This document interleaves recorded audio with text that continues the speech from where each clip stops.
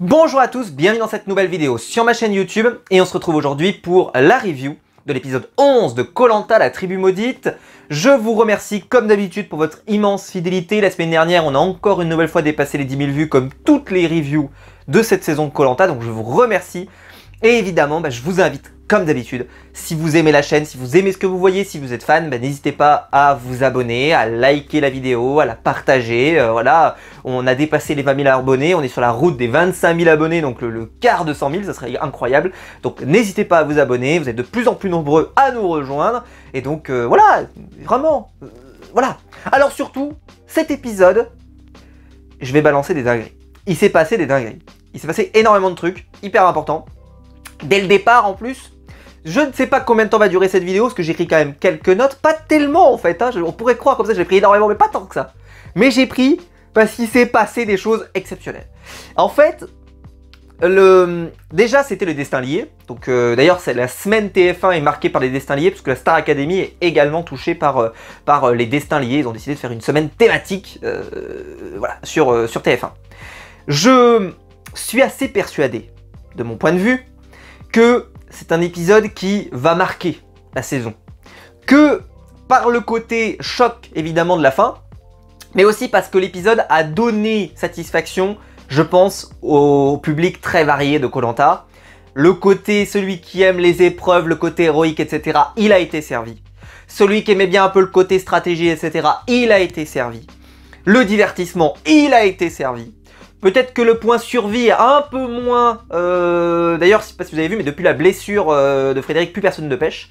En tout cas, beaucoup moins, on va dire. Voilà, ils prennent moins le risque d'aller avec le harpon plus loin, etc. Donc, est-ce que la production leur a dit « Mollo, mollo les gens, il faut s'arrêter, sinon vous allez vraiment... il vous arriver des valeurs » ou eux-mêmes se sont dit « On va peut-être lever le pied ». Mais en tout cas, voilà, peut-être ce point-là est moins évident dans cet épisode, mais le reste... Vraiment, c'est un épisode, je pense, si tout le monde sort de cet épisode en étant satisfait, ce serait terrible de venir dire que l'épisode n'était pas bien. Au contraire, franchement, j'ai passé une très très bonne soirée et je ne l'ai pas vu passer. Évidemment, je vais avoir des choses à dire. Je vais pousser les gens dans leurs contradictions. Si vous aimez les masterclass, cet épisode, là, cette vidéo, risque d'être une masterclass de la chaîne. Parce que je vais dire des choses que vous n'entendrez nulle part. Je vais dire des choses qui vont pousser les gens dans leurs... Voilà, je vais pousser les gens à sortir et enfin dire les choses qu'ils ne disent pas. Et j'espère que cette vidéo va permettre de faire ça. Alors, commençons avec le démarrage. Le démarrage, c'est évidemment l'arrivée de Frédéric à la maison du jury final, qui est un peu une surprise pour beaucoup de gens. Et Frédéric va dire que il veut, y compris à la maison du jury final, continuer la stratégie. Et d'ailleurs, il va être comme on l'avait quitté la semaine dernière. Je ne vais pas refaire tout le bon hiatus parce que je pourrais durer 15 jours, à quel point il est grande classe, grand seigneur, vraiment, toute l'image que moi j'ai de Frédéric se voyait encore dans ce début d'épisode et tous les procès qu'on lui a fait sont pour moi non avenus et je ne les comprends pas et je ne les comprenais pas et je ne les comprends toujours pas. Et le début de cet épisode est tellement, voilà, c'est tellement évident que Frédéric n'est pas la caricature qu'on a présentée que je ne comprends pas, mais bon, peu importe. Et donc là, il dit que voilà, il veut continuer à faire de la stratégie, mais pas dans le sens méchant ou quoi que ce soit, juste faire de la stratégie, quoi, tout simplement. On en reparlera dans cet épisode. Et que même à la maison du jury final, il veut continuer à faire de la stratégie et avoir un impact assez important sur le gagnant. Alors des gens ont dit, bah ça révolutionne rien. Croyez-moi que si, parce que c'est pas pareil que de dire juste, je vais avoir un impact par mon vote, je vais essayer d'avoir un impact sur les autres votants. Et ça... c'est sûr que tu as le temps, peut-être dans les... Je sais pas combien de temps il doit nous rester, mais peut-être 12 jours là, 10 jours, je sais pas, pour bourrer le mou des gens, pour leur bourrer le crâne, et se dire, eh ben, le mec, je vais vraiment lui faire rentrer l'information que je veux que ça rentre, et que quand ils arriveront au bout, eh ben, tout le monde va voter pour le candidat que moi j'ai aimé. Donc, Frédéric va probablement être assez intéressant à suivre, on va voir un petit peu qu'est-ce qu'il va dire, comment il va orienter les votes. On verra que la semaine prochaine ça va pas pouvoir se produire, donc c'est pas grave, on en reparlera la semaine suivante très probablement. Mais voilà, c'est intéressant et en tout cas j'ai hâte de voir comment il va jouer. Fabrice a moins été en vue, on n'a pas eu la séquence Fabrice cette semaine, voilà, bon, il était plus calme. Il m'a pas offert ma petite séquence Fabrice, dommage. J'aime bien commencer par ma petite séquence, mon petit tacle à la jugulaire par Fabrice. Là il était calme, voilà, dommage. Alors, sur le camp, on va retrouver Sophia qui on peut le dire, est satisfaite de son coup. Parce que bah voilà, l'élimination de Frédéric était... D'ailleurs, on a un flashback du conseil où j'ai l'impression qu'on nous avait pas tout montré lors de la séquence du conseil, mais il faudrait revérifier, ma mémoire est plus toujours ce qu'elle était. Mais j'ai l'impression qu'on nous en a montré presque plus que ce qu'on a eu dans le conseil, ou vraiment, ou alors c'était le montage hyper cut qui faisait que tu avais l'impression qu'il en a pris plein la gueule, Frédéric, mais vraiment genre bla bla bla. C'était violent. C'est vraiment le... à la rafale, quoi, elles y sont allées les filles, là. Alors ça, le fait qu'on concentre des informations peut-être m'a fait aussi cet effet-là, hein. Mais j'avais l'impression qu'on en avait presque rajouté par rapport à la fois dernière, mais que la concentration là, ouf, tu sentais, elles se sont lâchées sur Frédéric. Avec des phrases comme j'ai l'impression que tu ne t'intéresses en réalité pas vraiment à nous, etc. Enfin, vraiment, elles y sont allées, mais il y avait des phrases qui avaient été prononcées la semaine dernière quand même, hein. Mais là, au montage cut, tu te dis, boum, Frédéric, grand seigneur, parce qu'on en a connu qui serait parti, qui n'aurait pas du tout été aussi classe. Ça souligne encore plus la grande classe de Frédéric. Charlotte aussi d'ailleurs, hein, il va rajouter, va mettre de l'huile un peu sur le feu, etc. pour dire on est content que Frédéric soit parti, je vais pas redire ce que j'ai dit la semaine dernière sur le contexte défavorable et que pour moi Frédéric n'était pas juste l'unique responsable de ce problème et que je trouve qu'ils l'ont tenu responsable de tout alors qu'en vrai... je suis pas certain. Même si bon, ça m'a fait un peu marrer de me dire que ils l'ont traité un peu comme une forme d'égoïsme, de se dire qu'il n'est pas vraiment intéressé et que c'était vraiment, enfin, en fait, c'est faux intérêts et que tout est stratégie, etc. Tout n'est pas stratégie non plus, mais en même temps, c'est dans Koh-Lanta, donc le fait de calculer son jeu n'est pas forcément non plus quelque chose de mauvais et quelque chose qu'on devrait pointer du doigt quelqu'un. Enfin bon, je sais pas, un peu surprenant, mais bon. Et le débarrage de l'épisode va commencer avec le candidat pour moi de l'épisode, celui que j'ai le plus vu, Thibaut. Thibaut, j'avais déjà un bon pressentiment, c'est un candidat que j'aimais bien, mais je sais pas comment vous dire, jusque-là, on ne le voyait pratiquement pas. On l'a vu beaucoup dans les séquences de pêche, c'est vrai. Dans la partie survie, je t'en ai beaucoup parlé avec les séquences Fabrice aussi, hein, il était à deux doigts de nous faire une teabag, ça si vous avez la rêve c'est beau. Mais voilà, c'est vrai qu'on l'avait peu vu en dehors de ça, c'est-à-dire que c'était très survie quoi. Et puis le reste on le voyait pas. Et alors, je dis pas qu'il y a un lien de cause à effet, mais c'est possible qu'il y en ait un. Le fait que Frédéric soit parti, Frédéric plutôt responsable stratégique on va dire, donc forcément il prenait cette place là, il prenait cet enjeu là, et d'ailleurs je disais, moi je trouve qu'il est très intéressant Frédéric dans ce qu'il déclare Facecam, etc. En tout cas moi j'aime bien. Et ce qui m'a fait un peu tilter sur ce point, c'est que là il n'y a plus Frédéric, et c'est Thibaut qui va prendre la relève d'une certaine manière sur la stratégie. Et je l'ai complètement redécouvert. Parce que le côté survie, pardon, excusez-moi, ça on l'avait déjà vu, ça on l'avait bien checké, ça on le savait. Mais le côté stratège de Thibaut, on l'avait pas du tout vu. Ou en tout cas, ça m'avait pas frappé. Si vous, ça vous avait frappé, dites-moi dans les commentaires. Si vous êtes dit, ouais, Thibaut, ça se voit que c'était un stratège. Moi, en tout cas, ça m'avait moins frappé. Et là, j'ai été complètement... alors, il va essayer de rattraper les filles, déjà, qui vont lui dire, mais nous, alors un truc assez hallucinant d'ailleurs, nous, on n'a pas de problème avec les garçons au sens large, on avait juste un problème avec Frédéric. Alors moi je trouvais déjà que c'était sévère tout ce qui avait été dit sur Frédéric uniquement, pour qu'au final on se rende compte qu'en fait c'est pas tous les garçons, c'est uniquement Frédéric. Je me dis mais Frédéric, alors je veux bien, mais pour moi il n'a jamais eu un comportement aussi horrible que ce qu'ont dit les filles. Ça me semble complètement lunaire. Donc en fait là, toute la cohérence qu'on pouvait retrouver la semaine dernière en se disant que le contexte des garçons, etc. Là j'ai eu l'impression que c'était vraiment... il était responsable de la plaie et du choléra. Et quand on verra les propos de Gustin sur cet épisode, qui lui alors a un statut, on dirait qu'il a un totem d'immunité sur le camp, il balance des dingueries toutes les semaines et ça pose de problème à personne. Et c'est Frédéric qu'on va emmerder, je ne comprends pas, je m'explique pas ce manque de cohérence des filles. C'est-à-dire que Frédéric est responsable de tous les problèmes et Gustin qui dit des trucs terribles chaque semaine, et va encore le faire cette semaine d'ailleurs. Il n'y a pas de problème, personne, là tu vois, t'as pas une fronde qui est menée pour éliminer Gustin à la fin de cet épisode, non, ça passe nickel, je ne peux pas vous l'expliquer, je sais pas, voilà, bref, on en reparlera tout à l'heure.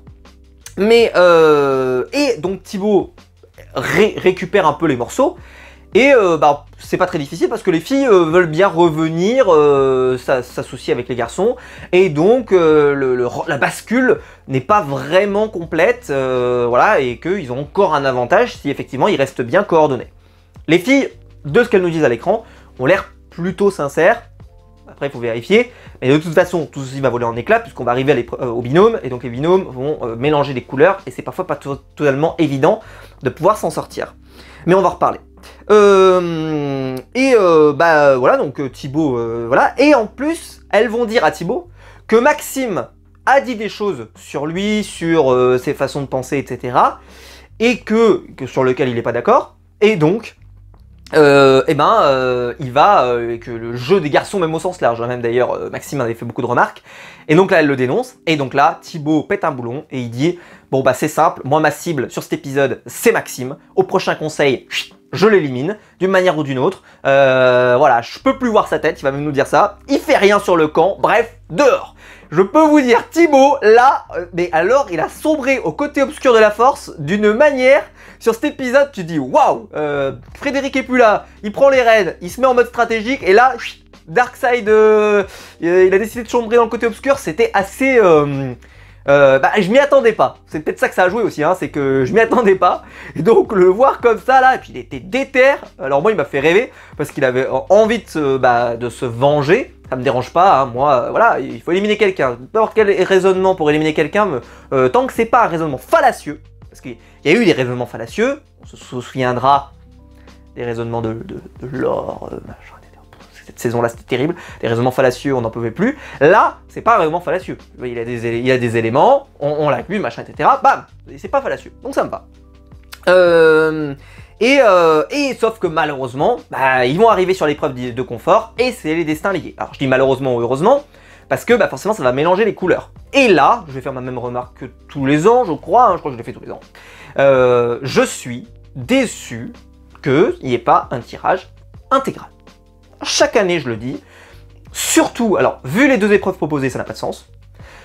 Là, en plus, tu ne peux pas garantir qu'il va y avoir le même nombre de garçons et le même nombre de filles de chaque côté. Puisqu'il y a un garçon de trop, ou une fille de moins, c'est façon de le voir, et donc il y aura un binôme de garçons obligatoire. S'il y a un binôme de garçons obligatoire, et dans ce cas-là, vous faites un tirage en entier. Vous faites un tirage en entier. Pourquoi on a un tirage à moitié? D'abord les filles qui tirent, et puis les garçons qui tirent, surtout que les deux épreuves ne sont pas genrées, il n'y aura pas d'handicap à être avec une fille ou avec un garçon sur les épreuves qui ont été proposées. Franchement, il faut lever une poutre avec des cordes, autant te dire que, c'est même pas une poutre, hein, c'est une petite margelle, hein, voilà. Et dans la deuxième, ce sera un truc de jeu de l'aveugle. Bon, les femmes ou les hommes, il n'y a pas de problème là-dessus. Donc, je ne comprends pas. Alors on va me dire, oui mais c'est parce que ça pourrait être désavantageant. Mais ça peut être désavantageant. Mais et alors? Ça peut être désavantageant d'être deux garçons dans certaines configurations. Ça pourrait être désavantageant d'être deux filles dans certaines configurations. Ça peut être désavantageant d'être une fille et un garçon parce que c'est de la même couleur. Je ne vois pas pourquoi un raisonnement, c'est-à-dire que ce désavantage-là, il est moins grave que l'autre désavantage ou un autre désavantage. Je ne comprends pas. Là, par exemple, s'il y avait une fille de plus, donc il y aurait eu un binôme 100% féminin. Obligatoirement, il y aurait un binôme 100% féminin. J'aurais dit la même chose. J'aurais dit c'est pas normal. On aurait dû avoir un tirage intégral. Peut-être qu'on aurait eu deux binômes 100% féminins. Ou alors, j'en sais rien, mais en fait, je comprends pas le raisonnement philosophique de dire que le binôme 100%, que le fait de faire un tirage comme ça fait que la situation serait plus juste. Je comprends pas. Je m'explique pas. Et si vous, dans les commentaires, vous avez une explication pour me dire pourquoi vous trouvez que c'est plus juste, que c'est plus légitime, etc. Mais moi, je comprends pas et je suis pas d'accord avec ça. Bref, finalement, donc le tirage sera non intégral. Qu'est-ce que ça va donner? Maxime et Cassandre vont se retrouver ensemble. Ensuite, Hugo et Ilyes, le binôme favori sur le papier pour les épreuves. Même si on peut se dire comme ça, oui, ils sont surtout bons dans le parcours du combattant, etc. Non. Ça, c'est mal voir la saison. Ilyes, sur les épreuves, vous savez, où il a fallu être très calme, etc., notamment lors du duel, il avait été très bon. Hugo, on sait toutes les qualités qu'il avait, puisque, évidemment, le nombre de duels qu'il a remporté quand il était sur l'île où il faisait des duels, lors de la saison précédente, forcément, voilà, il a prouvé tout son talent dans plein de domaines différents, et à chaque fois, il est revenu tel le phénix, comme il est présenté dans son portrait. Donc tu te dis que les deux ensemble, ça va peut-être, j'ai bien dit peut-être, tout gagner. Alors, j'étais pas sûr, mais ça risquait. Et en tout cas, il y avait un gros risque. On va voir que, spoiler, ça va se confirmer. Ensuite, on a Thibaut et Sophia. Comme ça, binôme, pour moi, c'est le binôme que je voulais surtout pas voir partir. Parce que si vous regardez sur le papier, Thibaut et Sophia, c'est les deux qui sont un peu les représentants stratégiques de la saison. C'est-à-dire que Sophia, c'est celle qui a lancé l'assaut, d'une certaine manière, sur Frédéric. Et Thibaut, c'est celui qui aujourd'hui lance l'assaut sur Maxime. Et donc, c'est vraiment les deux plus stratèges, en tout cas, que dans la liste, pour moi, qu'on a au total. Donc, je me suis dit, si on perd ce binôme-là, ça ferait chier. Donc, je me suis dit, là, soit on perd un binôme que moi je trouve intéressant, soit si on les sauve, c'est plutôt une bonne nouvelle. Ensuite, Jacques et Cécile. Alors vous le savez, j'adore Jacques. Je veux même le voir gagner, Jacques, c'est pour vous dire. Mais Cécile, je m'en fous. Et donc quand je l'ai vu avec Cécile, j'ai fait, oh putain. Je me suis dit, ça se trouve, là, il va partir à cause de Jacques et Cécile. Enfin, je me suis dit, bon. Et Gustin, Charlotte, qui pour moi, comme ça là, à l'instinct, je me suis dit, en vrai, dans un monde normal, à la fin de cet épisode, c'est Gustin et Charlotte qui sont. Ils font leur valise. J'ai bien dit dans un monde normal. J'ai dit dans un monde normal, hein, pas dans le monde de Koh-Lanta, dans le monde normal. Parce que Gustin, il fait tellement des dingueries, dans tout l'épisode, il va faire des dingueries, tu te dis, mais Charlotte, elle n'est pas suffisamment appréciée pour avoir un totem d'immunité partout. Donc franchement, mais Gustin, il aurait dû être, mais dans la charrette du départ. Il aurait dû prendre son billet d'avion pour rentrer à la maison. Mais, par un système de miracle, et par le fait que Thibaut est très focus sur Maxime, qu'on a vu au début de l'épisode, Gustin va passer entre les gouttes tout le long de l'épisode. C'est assez formidable. Je vous ai pas parlé de Maxime et Cassandre, mais Maxime et Cassandre, on va y revenir évidemment dans tout l'épisode. Pour info, ils sont pénalisés parce qu'ils sont de la même couleur de tribu, et donc ça peut être plus facile de les éliminer, malheureusement pour eux. Surtout qu'ils sont l'équipe la moins nombreuse, donc ils sont mal barrés. En tout cas sur le papier, ils ont la mal barré. L'épreuve, donc c'est pour gagner, pour information, un moment chez l'habitant, avec en plus une nuit chez l'habitant, ils vont te nourrir, etc. Bref, c'est le supra-confort, comme j'aime bien l'appeler, c'est-à-dire que t'as tout. T'as à la fois la nourriture, à la fois le côté un peu culturel, le côté repos en plus dans un lit très cool, etc. Enfin bref, c'est vraiment le super confort. Et donc c'est une épreuve où en fait il y a deux cordes, pardon, qu'il faut tirer. Il faut maintenir la barre avec une bille, une boule dessus, et il faut pas qu'elle tombe. Ça me fait un peu penser à les épreuves qu'on a dans la première partie du jeu où ils sont en équipe comme ça, ils font monter une balle avec une poutre comme ça, et si elle tombe, ça va être souvent une image de salamandre, des choses comme ça. Ça m'a fait un peu penser. Sauf que d'habitude, déjà elle est dure cette épreuve, déjà. Tu vois, et ils sont sur le mur comme ça, et souvent elle tombe. Là, il n'y a même pas de fond en fait. Donc la bille, elle doit vraiment tenir, enfin la boule doit vraiment tenir en suspension. Alors au début, je vois le premier plateau, je dis ok, pourquoi pas. Le deuxième plateau, ok, pourquoi pas. Et là, je vois le troisième. C'est vraiment dommage que je ne puisse pas, pour des questions de droit, vous mettre l'image pour vous montrer. Mais sans déconner, je pense que si je vous le montre avec le doigt, le plateau, je pense qu'il faisait une taille à peu près comme ça, je pense. Je pense que j'exagère à peine. Il était plus petit que ma tablette, ça c'est sûr. Enfin, ou peut-être à peine la taille de la tablette en termes de longueur, comme ça. Et donc, ça fait que le moindre mouvement, la balle pouvait tomber de... Et là, moi je me suis dit, c'est impossible. En vrai, je pense que c'est impossible. Personne ne va y arriver. Parce que c'est déjà arrivé. Hein. Vous allez me dire, ah bah non, ils ont testé, etc. C'est déjà arrivé dans des épisodes de Koh-Lanta, pour ceux qui se souviennent. Ils arrivent à, au final, les candidats ne peuvent pas atteindre, je me souviens notamment de l'épreuve de l'élastique, il y avait une saison, ils n'arrivaient pas à attraper le dernier témoin, parce qu'il était trop loin. Donc à un moment, ils avaient pris des décisions, je crois, de dire, on s'arrêtera à l'avant-dernier, je crois, un truc comme ça.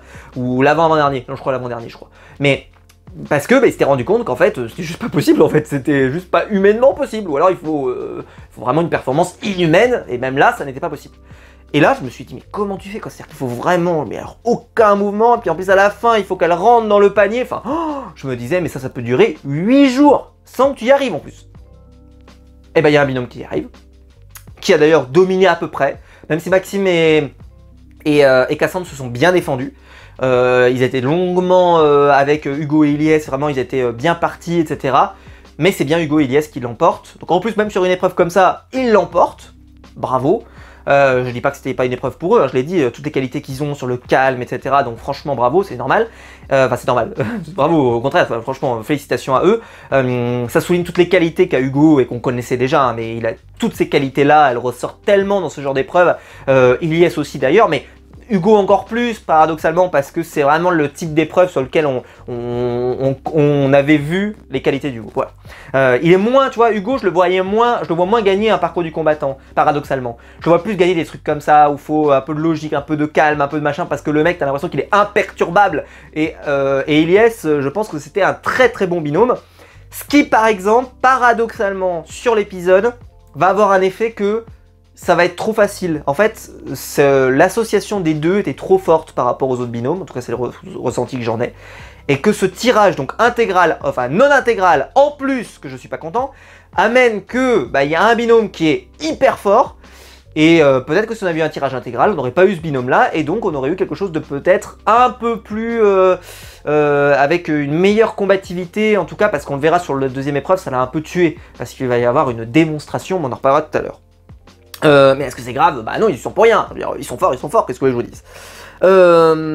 Et donc, vu que Maxime et Cassandre sont deux ex rouges, ils prennent conscience, en tout cas à ce moment-là, même s'ils sont contents au moment de l'épreuve, ils sont conscients que bah, ça va être la galère, qu'ils vont avoir du mal, que ça va être la catastrophe, et que donc la situation risque de leur échapper. Bon.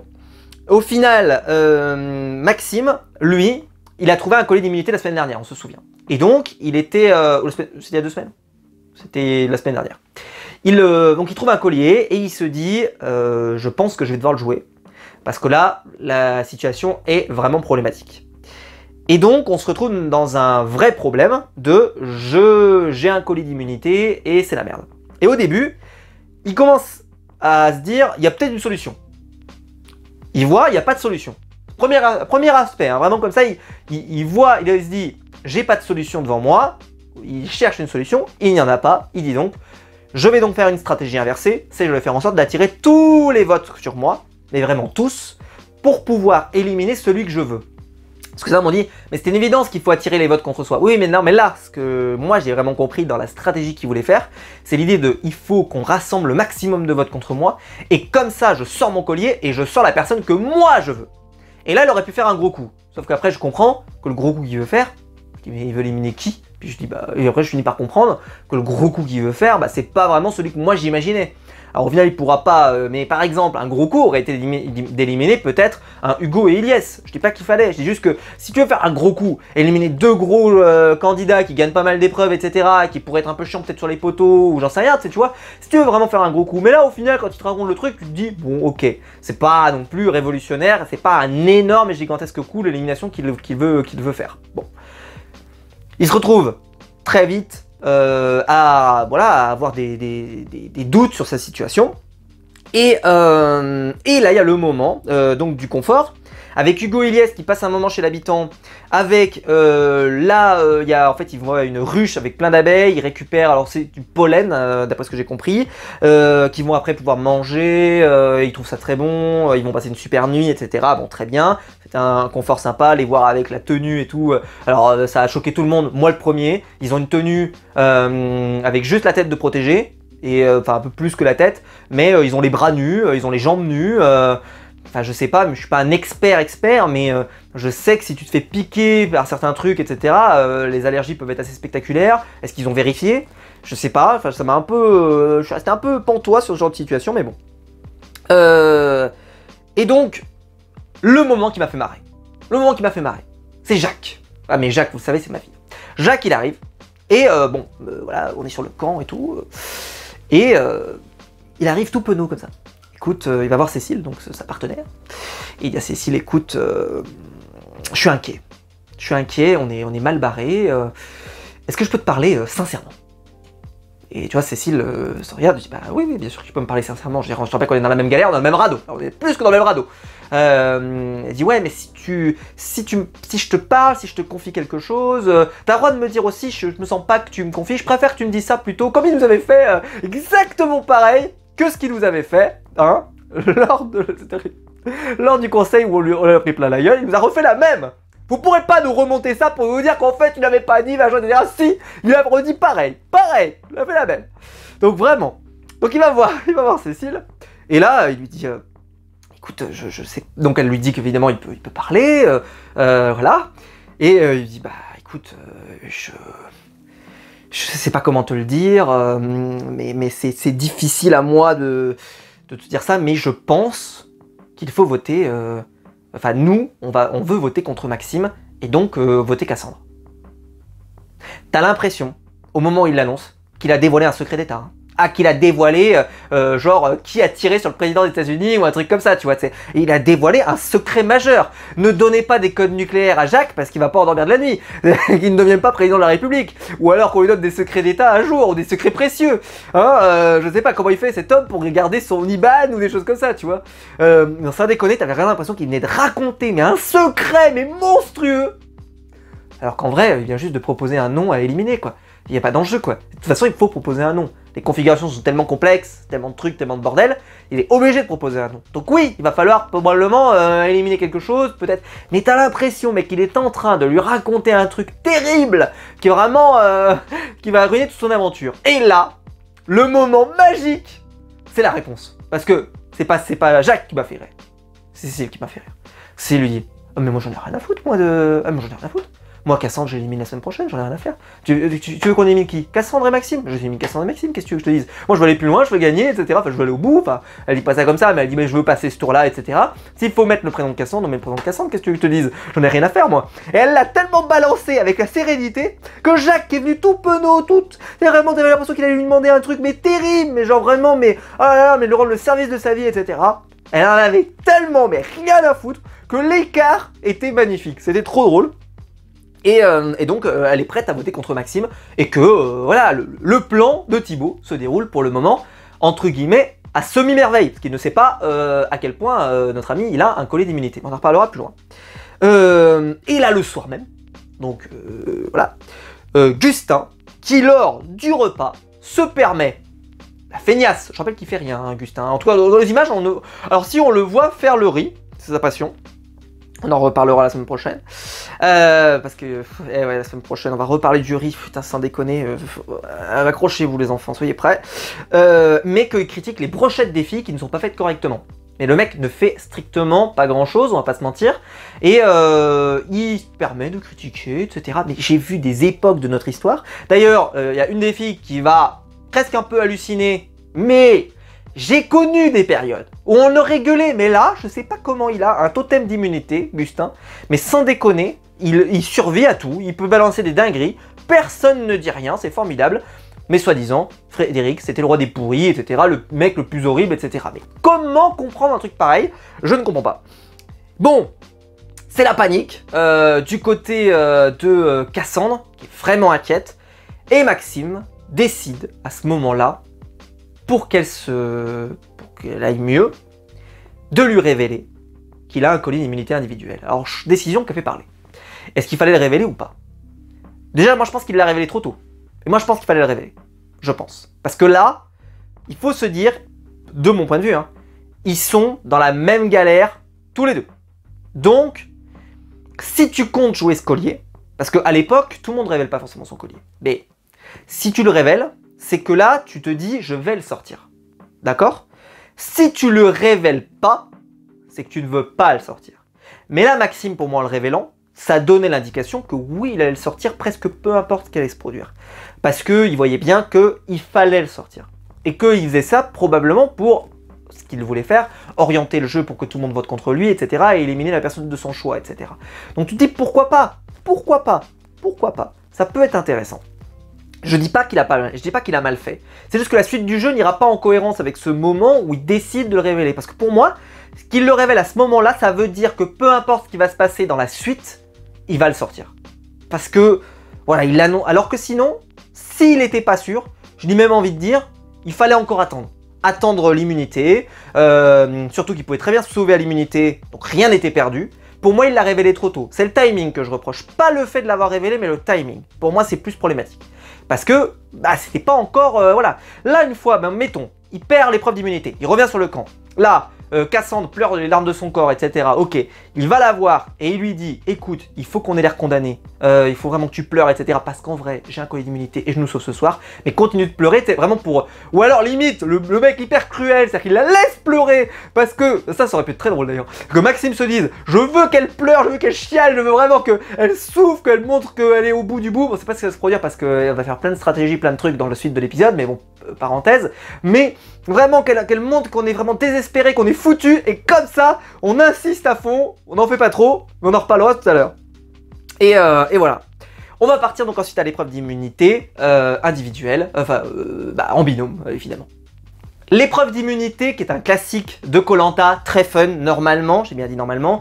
L'épreuve, évidemment, vous avez un guide et un aveugle, vous devez le guider sur un parcours, puis ensuite, à un moment, vous devez juste le guider à la voix, et il doit récupérer des trucs, faire un puzzle, faire ce que vous voulez, bon, peu importe, il y a tellement de variantes, mais on connaît ce jeu.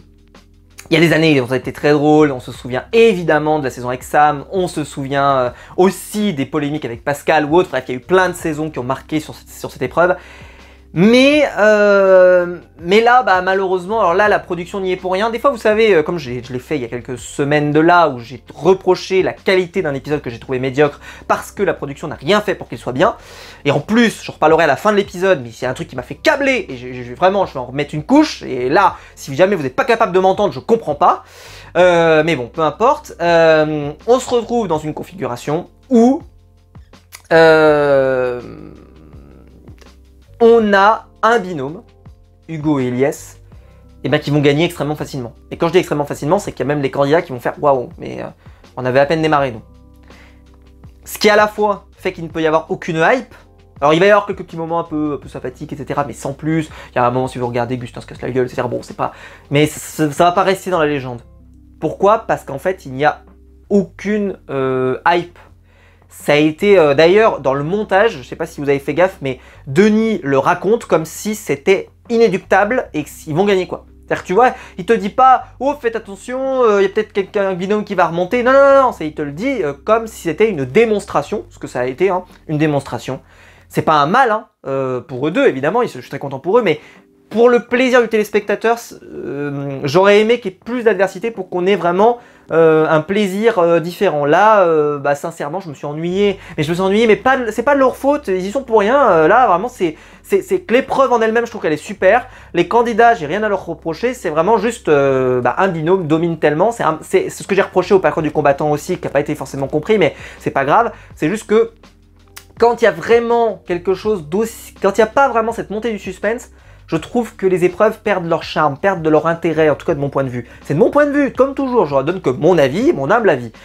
Et là, ça m'a refait un peu le même effet. Mais pour autant, c'était impressionnant quand même, donc c'était cool aussi. Donc c'est une question de perception. Soit vous l'avez trouvé comme impressionnant et ça vous a plu. Moi qui aime bien le côté un peu suspense, un peu tension, un peu machin et tout, j'aurais aimé qu'il y ait un peu plus d'adversité. Limite, par exemple, ce que j'aurais aimé, c'est inverser. C'est-à-dire que cette épreuve-là soit l'épreuve de confort, parce que le confort, on s'en fout un peu plus, et que l'épreuve d'immunité soit celle qu'on a vue au départ, parce que là, il y avait vraiment... c'était plus tendu, il y avait plus de tension, etc. En plus, avec l'immunité à gagner, cette épreuve où il faut vraiment être très calme, très machin, ça aurait peut-être amené quelque chose de différent. Bon, on va pas refaire l'histoire, c'est pas grave, mais voilà, j'ai trouvé que c'était, malheureusement, super épreuve sur le papier, mais ça m'a pas autant transcendé que d'autres épreuves, mon avis. Mais c'était bien quand même, j'ai passé un bon moment devant. Je peux pas, mais voilà, je suis pas emporté comme ça peut être dans d'autres cas. D'ailleurs, le moment où Jacques n'entend rien, il y a ce moment, il tend les bras, on aurait dit AJ Styles quand il fait son entrée chez WWE, où il tend les bras comme ça, là, vraiment, j'avais l'impression que c'était AJ Styles. Mais bon, il était complètement perdu, il n'entendait rien, et d'ailleurs, quand il va donner des conseils à Cécile, c'est vraiment très très drôle. J'ai beaucoup aimé. Il faut qu'on le garde, Jacques. Hein. Je le dirai à la fin de l'épisode, mais vraiment, j'étais trop content qu'il reste hein, finalement. Hein. Vraiment, j'aurais été dès qu'il s'en aille. Voilà. Et là, on arrive sur le camp. Et là, j'ai hâte de lire dans les commentaires. J'ai hâte. Oh, que j'ai hâte. Oh, je mange. Oh, je mange. C'est bon. Des lasagnes. C'est formidable. Frédéric. Présenté comme une saloperie, comme un stratège méchant, ah là là, la justice remporte l'élimination de Frédéric, etc. Je tends l'oreille, comme ça, je tends l'oreille, je vous écoute dans les commentaires. Quand Ilyes sort un collier d'immunité non valide pour le planquer, Alors? Alors? Alors? Il est descendu de votre estime ou pas? Non. Non, pas lui, hein. Non, pas lui, non. Il n'y a que Frédéric. Ah, on a compris. Non, mais j'ai compris. Au moins, j'ai compris le jeu. Alors, le jeu, il est simple, c'est Frédéric est un pourri. Peu importe ce qu'il fait, vraiment dans le jeu, c'est un pourri.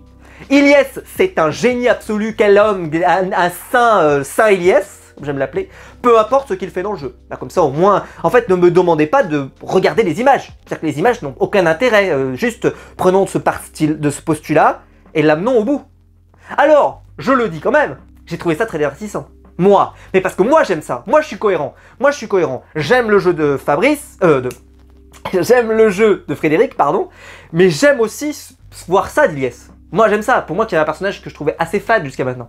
Et j'ai été content de le voir faire ça avec Thibaut. Franchement, je me suis marré à voir faire ça. D'ailleurs, pour moi, j'ai encore plus eu la révélation de Thibaut à ce moment-là où je le vois, il est satisfait de faire ça, etc.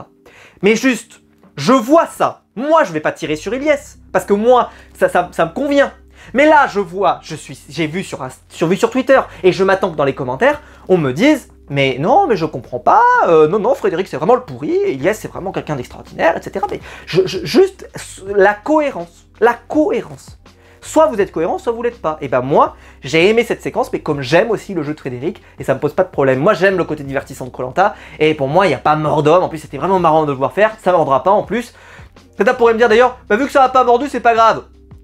Allez, vous enterrez pas tout seul, vous êtes déjà enterré tout seul, arrêtez, là c'est bon, vous êtes déjà dans le sable, stop, parce que ça morde ou que ça morde pas, l'intention était la même, c'est fini, c'est terminé. Donc, au final, Maxime, ce qu'ils savent pas, c'est qu'il a déjà un collier, donc en fait, il n'en recherche pas un. Ce qui est d'ailleurs une petite erreur, de ne pas avoir recherché un collier, parce que je pense que s'il veut vraiment que les gens concentrent ses voix sur lui, il aurait dû intensifier ses recherches du collier, mais vu que ça va pas être la suite de l'épisode, et qu'il va y avoir une autre option, et donc il va se dire, ah, une autre possibilité, etc. Et à un moment, j'ai l'impression qu'il a perdu le fil de ce qu'il voulait faire du départ, et on peut pas trop lui en vouloir parce qu'à force que tout le monde vienne le voir, notamment Jacques, on en reparlera tout à l'heure, mais voilà, c'est un peu compliqué. Et donc, d'ailleurs, j'étais surpris parce que normalement, j'avais compris, moi en tout cas, que les colliers d'immunité, normalement, étaient retirés. Je parle de ceux qui ne fonctionnent plus, étaient retirés pour ne pas les laisser dans le jeu. Alors, on m'a dit, oui, mais tu te souviens, il y avait Rudy aussi qui était. Oui, mais sauf que Rudy, c'est pas pareil. C'était pas un collier d'immunité, c'était pas la même chose. C'était un. Voilà, parce qu'on sait très bien que ça pouvait pas se resservir. Alors que là, un collier, reste un collier. Et donc, il pourrait effectivement avoir une influence sur le jeu. Donc j'étais assez surpris. Est-ce que c'est une erreur de la production? C'est-à-dire le fait, en fait, ils ont oublié de le retirer. Et donc Ilyes l'ait eu entre les mains, s'est dit, je vais le faire. Parce que j'ai trouvé ça bizarre. J'ai trouvé ça bizarre de dire que ça ne soit jamais arrivé avant, surprenant. Vu le nombre de colliers qui peuvent parfois se périmer, etc. Voilà, j'aurais été surpris.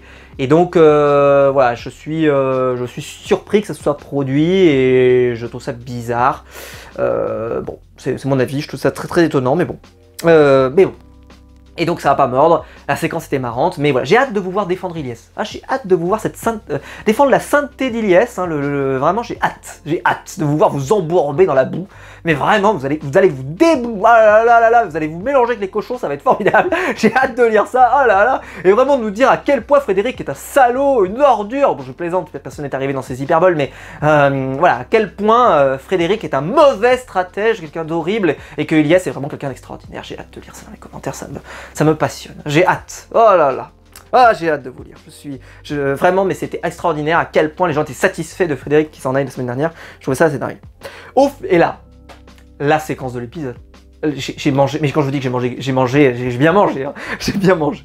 Il y a, Jacques décide de jouer le dernier jour d'un condamné. Donc en fait, il arrive. Il dit, moi ce que je vais faire, c'est que je vais aller voir Maxime. Parce que en fait, tout le monde est d'accord pour aller voter Maxime, y compris Sophia, voilà, tout le monde veut voter en fait Maxime. En fait, tout le monde est en train de lui matrixer pour qu'il se sente en confiance et qu'il n'y ait pas de soucis, etc. Donc ils vont un peu le bourrer le mot. D'ailleurs, il aurait dû se dire, on me bourre trop le mot. Mais bon, peu importe. Et donc Jacques décide un peu, parce qu'il se dit, c'est soit ce binôme-là, soit moi, qui suis en danger avec mon binôme. Et donc, ce que je vais faire, c'est que je vais aller le voir et je vais vraiment jouer comme si j'étais condamné. Et alors là, du grand Mendes. Jacques qui va voir, donc Maxime et qui lui dit écoute, une fois que moi je serai parti, je vais te donner mon collier d'immunité, enfin je vais te donner mon vote noir, etc. Il parle comme s'il était déjà parti, qu'il avait fait ses valises. Il a fait ses valises et il rentre à la maison. C'est formidable. Donc vraiment, il est condamné. Il dit à Maxime, voilà, je vois pas, j'ai plus de solution, je comprends pas, tout le monde se retourne, tout le monde... Bon bref. Et donc il dit, bah voilà, bref. Vraiment, le discours d'un condamné à mort.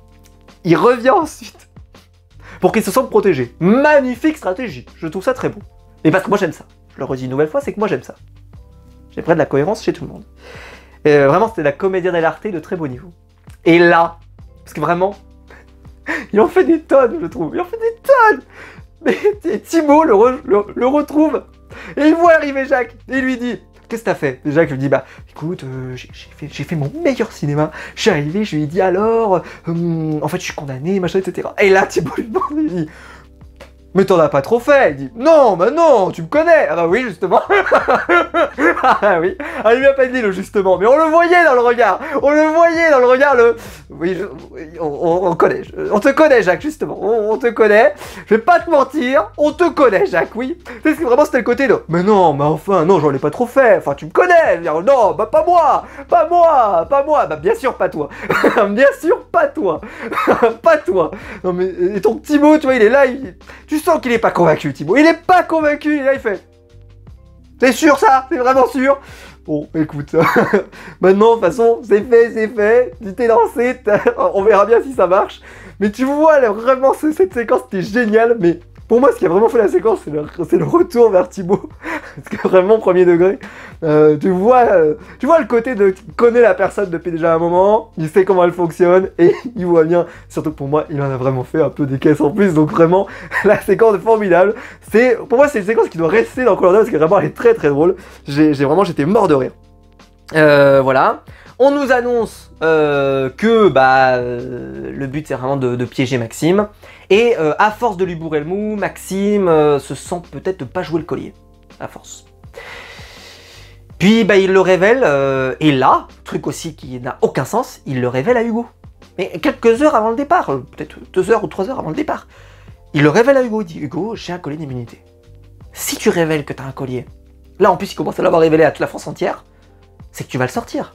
C'est que tu vas le sortir. Hugo, alors peut pas lui dire sors-le, mais il lui dit écoute, si tu sors avec un collier, t'auras vraiment l'air d'un idiot. Voilà, et c'est pas comme si c'était pas déjà arrivé, tu voyez ce que je veux dire, avec 2 colliers notamment. Et Cassandre, elle ose pas lui dire qu'il faut le sortir. Elle dit je voudrais pas, mais franchement, honnêtement, il y a un petit côté égoïste qu'elle aurait dû avoir de se dire écoute, il faut que tu le sortes. Là, je peux pas te garantir que ce qu'on nous dit est vrai, j'y arrive pas, je suis un peu... Je sais pas, j'y crois pas trop. Mais ils ont été... J'ai l'impression que elle est assez persuadée que ce qu'ils ont lancé comme stratégie de vouloir essayer de faire en sorte que tous les votes ne se concentrent pas sur Maxime, mais plutôt sur Jacques, fonctionne, le bluff de Jacques fonctionne, etc. Enfin, tu te dis, il y a vraiment tout un enchaînement, mais tu te dis peut-être aussi qu'il y en a peut-être trop, mais c'est facile à dire, nous évidemment on est omniscient, on a toutes les infos, etc. C'est facile. Mais lui, ce que je comprends pas, c'est qu'il est autant révélé qu'il avait un collier un peu à tout le monde, etc. En plus vraiment il le révèle avant l'épreuve, il le révèle juste avant le conseil, enfin t'as vraiment l'impression qu'il le révèle à tout le monde pour qu'on prenne conscience qu'il va le jouer, pour finalement, spoiler, ne pas le jouer. Alors là, j'y croyais pas du tout, parce que pour moi, c'était clair qu'il allait le jouer. En fait, il devait le jouer, il avait révélé à tellement de gens. Il y a un moment, si tu veux vraiment le garder pour plus loin, je comprends plus, quoi. Il a trop révélé, donc il faut le jouer, quoi. J'ai envie de dire, même perdu pour perdu, de toute façon, ce colis n'a même plus vraiment de potentiel de surprise, donc il faut le jouer. Et puis, est-ce que vraiment tu le regretteras? Peut-être pas. Peut-être pas, vu la config, parce que parfois c'est dangereux, hein, ça se joue des fois à un vote près.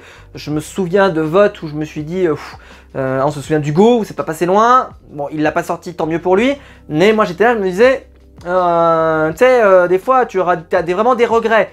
Quand t'es vraiment sûr, non, mais là, surtout que Maxime, on le comprend un peu dans les éliminations, il y a des gens qui vont lui dire qu'il est moins proche. Il y en a une, je sais plus laquelle, qui va dire en plus Maxime se met un peu tout seul, il est un peu à l'écart, etc. Donc en plus, T'as l'impression que Maxime, il a pas toutes les infos, il est un peu dans son coin. Donc en plus, t'as pas toutes les infos, Maxime. T'es pas Frédéric, quoi. Frédéric, en plus, il s'est fait berner la semaine dernière. Donc en plus, tu vois, même un Frédéric, avec toute sa connaissance, etc., machin, il s'est fait berner. Frérot, tu vas te faire berner. C'est ce qui va se produire. Et donc, ce qui se produit, c'est qu'il va y avoir 6 votes contre Maxime, 5 votes contre Jacques. Et d'ailleurs, petit fun fact, Gustin ne votera pas contre Jacques. Vote finalement Jacques, pardon, ne votera pas contre Maxime, alors qu'on se disait qu'il allait peut-être voter Maxime. Mais de toute façon, ça n'a pas d'importance. Mais j'ai dit, bah, est-ce que le charme de Cassandre avait déjà fait effet à ce moment-là, puisqu'il n'a pas envie qu'elle parte. Bon, bah, voilà. Et donc évidemment Cassandre s'en va et elle est emmenée grâce à Maxime, et donc Maxime part avec son collier d'immunité. Les candidats sont comme des dingues. Alors Hugo bah, il est là, il sait, évidemment il a eu l'info, et donc il dit bah ouais, je leur avais dit de le jouer, mais bon c'est leur décision, mais ils s'en vont. Bon. C'était plus drôle évidemment avec Théoura et Charlotte, hein, parce que Claude est magnifique dans la séquence, il est magnifique avant, il est magnifique pendant, il est magnifique après, où vraiment il est à 2 doigts de les enchaîner tous les deux et de les démolir sur place. Vraiment, je pense que c'est qu'il a du respect pour Théoura, parce que sinon dans la vraie vie il les aurait déchirés, mais là... Parce qu'au début, il est à ça de déchirer Charlotte, et puis après, il voit que Théoura dans la palade, et là il se dit, bon bah, j'ai rien à sauver, de toute façon, allez, terminé, bonsoir, qu'est-ce que c'est que ce jeu, qu'est-ce que c'est que ces joueurs, quoi. Et je me suis dit tout le long du truc, tout le long, bah franchement, c'est pas bien, quoi. Maxime s'en va, c'est terrible pour lui, mais j'ai envie de dire, il y a une forme de justice, parce que il a pas sorti son collier, il peut s'en vouloir qu'à lui. Je pense que ça doit être très très dur comme départ, parce que là, tu peux vraiment t'en vouloir, parce que t'avais toutes les armes pour pouvoir rester. Surtout que là, t'avais vraiment des signaux, quoi. T'étais le seul équipe avec la couleur en question, machin. Enfin, vraiment, il y avait trop de signaux, et j'ai l'impression qu'il s'est dit, ces signaux me mettent vachement en confiance, et donc il s'est dit, ça suffit. Et pour moi, il a trop joué là, il est allé trop loin. Et comme je dis, je comprends pas qu'il ait révélé à autant de monde qu'il avait un collier pour ne pas le jouer. Ça, c'est vraiment, je comprends pas. Je m'explique pas à quel point, quel est l'intérêt, par exemple, de le révéler à Hugo. C'est pour avoir son avis? Bah Hugo, t'inquiète pas qu'il va te dire de le jouer, parce qu'en plus bon, il comprend, au début il dit bien, il dit, en plus il sort un super argument, il dit Hugo, écoute, si c'est pour vous assurer d'être là la semaine prochaine, au moins ça a un intérêt, c'est que si vous êtes tous les deux là, on sauve 2 personnes de notre couleur de tribu, et la semaine prochaine on sera peut-être en majorité, etc. Ça peut être bien. Donc franchement, voilà, sauvez-nous quoi, enfin sauvez-vous quoi, ça nous aidera pour la suite. C'est pas leur décision, et il s'en va. On voit que Cassandre est dégoûtée, elle est très triste, et elle s'en va, et c'est vraiment la catastrophe. Hugo va récupérer le collier, donc il va avoir un 2e collier. Il va aller jusqu'au poteau, vous inquiétez, enfin jusqu'à l'orientation en tout cas. Et il récupère le vote noir en plus, voilà, il n'en donnait plus, donc bravo. Hein. Hugo, on annonce déjà premier finaliste de la saison. Et on apprend à la fin, donc pour ceux qui ne regardent pas le générique suivant, bah voilà, vous pouvez arrêter la vidéo là, sinon, voilà. Donc pour info, dans le teaser de la semaine prochaine, on a découvert donc qu'il y avait le retour de l'île maudite. Ce que j'ai fait une remarque, c'est j'ai dit, pourquoi là? Alors il y a un côté... C'est parce que dans l'épreuve de binôme, quand vous avez 2 personnes qui partent, il y a un peu un côté injuste peut-être, dans l'idée que la deuxième personne part. Oui, mais c'est un peu le but. Et puis ils vont arriver sur l'île, ils vont faire une épreuve, etc. Ok. Pourquoi ne pas l'avoir fait juste après la réunification? Parce que j'ai envie de dire, les ambassadeurs, c'est assez rude aussi, donc pourquoi ne pas l'avoir fait à ce moment-là? Ça aurait pu être sympa, ça aurait continué le concept du jeu. Et puis surtout, je me dis, ils auraient eu l'occasion quand même de sauver Frédéric, et ils n'ont pas pris l'occasion de sauver Frédéric. Ça leur coûtait quoi de le mettre en place une semaine avant, être sauvé Frédéric? Alors on va me dire, ça aurait avantagé Frédéric, oui je sais, mais bon, écoutez, moi Frédéric c'est un aventurier que j'aime bien, je me dis franchement, est-ce que si ça avait été, je vais un peu loin, mais si c'était une saison avec un Théoura à l'intérieur, et que ça arrive à Théoura, ils auraient pas laissé Théoura, je parle avant tous les problèmes, avant tout ça, ils auraient pas laissé Théoura dans les agents, si vous voyez ce que je veux dire? Pas à moi. Donc t'as l'impression que, je sais pas, là ils se sont sentis de se dire on le lance maintenant. Pourquoi pas avant? Pourquoi? Je sais pas. Je trouve ça un peu surprenant. J'ai l'impression que ça a été fait un peu... Allez, quand on veut. C'est un peu dommage. Mais bon, c'est bien, ça leur offre une nouvelle chance. Moi, je suis pas contre qu'il y ait un jeu parallèle. Et c'est là que je vais encore plus m'énerver. J'ai suffisamment dit, la semaine... Quand il y a eu l'épisode coupé en 2, post-réunification, qui était une purge infâme, qui était une honte absolue. Et j'ai dit, ils auraient pu le remplir. Quand tu sais maintenant qu'ils auraient pu faire le conseil, puis après derrière, ça aurait été quand même impressionnant de ne pas finir sur un conseil. Ça aurait changé un peu. Mais j'ai envie de dire, là, vu que le truc est bizarre, au moins tu termines pas avec le conseil, tu Tu les fais arriver devant un papier, ils récupèrent le papier, ils voient qu'il y a la suite de l'aventure, ils vont sur la suite de l'aventure et là ils font une épreuve en plus. Ça aurait rempli l'épisode plutôt que de nous remplir avec des trucs qui servent à rien. Et tu rajoutais ça et tu terminais avec l'élimination à cet endroit-là de la personne qui est éliminée. Ok, on n'a mis pas sur le conseil. Et alors? Et alors? Et alors? Les conditions sont particulières, c'est pas grave. Voilà. On termine nos ambassadeurs en plein milieu, on termine nos ambassadeurs, point terminé. Et ben là, on aurait terminé avec le moment, on terminait pas avec le conseil, mais on terminait comme ça. C'est pas si grave. Et surtout, ça aurait rajouté peut-être un quart d'heure, peut-être 20 minutes, plutôt que de nous meubler avec du rien. Donc c'est encore plus dérangeant de se dire, là, ils avaient la possibilité de le faire et ils l'ont pas fait, comme des idiots. Alors là, en plus, bon, la personne s'en va. Donc t'as la personne des ambassadeurs qui s'en va, ok? T'as la personne qui s'en va de l'épreuve du conseil, ça fait les deux personnes, elles s'affrontent, elles font un jeu, et là à ce moment-là, t'arrêtes l'épisode. Et je peux vous dire que franchement, on l'aurait bien plus apprécié. Enfin, je sais que les gens doivent adorer, c'était un super épisode, etc. C'était un épisode fantastique, mais je le répète, cet épisode était sauvable si jamais la production fait en sorte que ça le soit, voilà, et qu'on ajoute, qu'on agrémente, qu'on fasse en sorte de ne pas nous prendre pour des cons. Et là, le fait qu'ils le fassent maintenant, je ne comprends pas, je ne me l'explique pas, à ce moment-là, on en aurait eu nettement besoin. Parce que là, l'épisode était vachement riche. La semaine dernière, la semaine prochaine, il sera peut-être encore riche aussi. Donc bref, je suis pas content. Je suis pas content. J'étais déjà pas content, mais alors là, c'est encore plus amer. Parce que je me dis, putain, ils l'avaient quoi. Ils avaient la possibilité de le faire, ils l'ont pas fait. C'est idiot. Enfin bon. J'espère que la vidéo vous a plu. Si la vidéo vous a plu, évidemment, vous pouvez la liker, vous pouvez vous abonner, vous pouvez la partager sur les réseaux sociaux. Il y a le bouton rejoindre juste en dessous pour donner mon soutien et je vous en remercie. Et évidemment, je vous attends en commentaire pour me dire ce que vous en avez pensé. Ce que vous avez pensé de ce que j'ai dit dans cette vidéo. J'ai dit balancer beaucoup de trucs, hein, donc bah, je pense que ça va faire parler, évidemment, comme d'habitude. Mais c'est le but aussi. Et donc, je vous attends dans les commentaires pour me dire ce que vous en avez pensé. Est-ce que vous êtes d'accord avec le jeu de chacun des aventuriers que j'ai pu citer? Est-ce que vous comprenez ce qu'a fait Maxime avec son collier? Est-ce que vous êtes d'accord avec le jeu d'Ulysse, etc., etc. Bref, dites-moi ça dans les commentaires. J'ai hâte de vous lire parce que je pense que c'est un épisode qui, je le répète, j'ai beaucoup aimé. Je pense qu'il a été aimé par beaucoup de gens. Mais je pense que c'est un épisode très très riche et très intéressant. Et j'ai hâte de vous entendre en parler en commentaire. J'espère que la vidéo vous aura plu. On se retrouve, nous, très vite pour des nouvelles vidéos sur ma chaîne YouTube. Ciao!